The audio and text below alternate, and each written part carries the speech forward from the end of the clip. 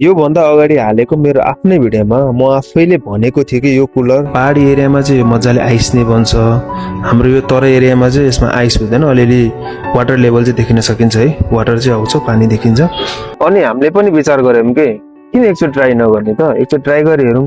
हामीले त धेरै बेरसम्म जोडेर राखेको पनि छैन होइन, अनि एकचोटि जोडेर हेरौँ न त भनेर हामीले 5-6 मिनट जोडेर राख्यौँ। अनि राखिसकेपछि हेर्दाखेरि त मजाले आइस बन्यो त, आइस मजाले हुँदो रहेछ। हाम्रो यो तराई एरियामा पनि मजाले आइस बन्दो रहेछ है। मैले नङले निकालेर देखाएको छु, मजाले टाँसिरहेको आइस नै बनिरहेको छ होइन, जस्तो फ्रिजमा बन्छ नि त्यस्तो आइस ट्याक्कै बनिरहेको छ। यसले मोबाइललाई चिसो नबनाउनु कुरै भएन।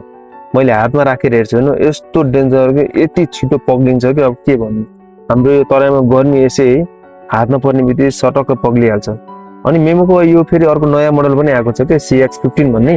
यो पनि बवाल छ है, यो पनि दामी छ। यसमा पनि यति राम्रो आइस बनिरहेको छ, यति छिटो बनिरहेको छ यसमा झन्। यो झन् दामी रहेछ क्या, यो नयाँ मोडल हो, यो अलिकति राम्रो पनि आएको छ। अब PUBG, फ्री फायर जे गेम खेले पनि कि मोबाइल तातिन्छ भनेर टेन्सन लिनै परेन। हाम्रो यो मनरीमा नै यस्तो आइस हुने कुलर आइसकेको छ, यति डेन्जर छ कि होइन, यति बाक्लो लेयर आइस जमेको छ कि नङले निकाल्न धेरै गाह्रो छ। मैले यति गाह्रो गरेर निकालेको छु, यति प्रेसर लगाएको छु, यो भिडियो फास्ट पनि गरेको छु होइन।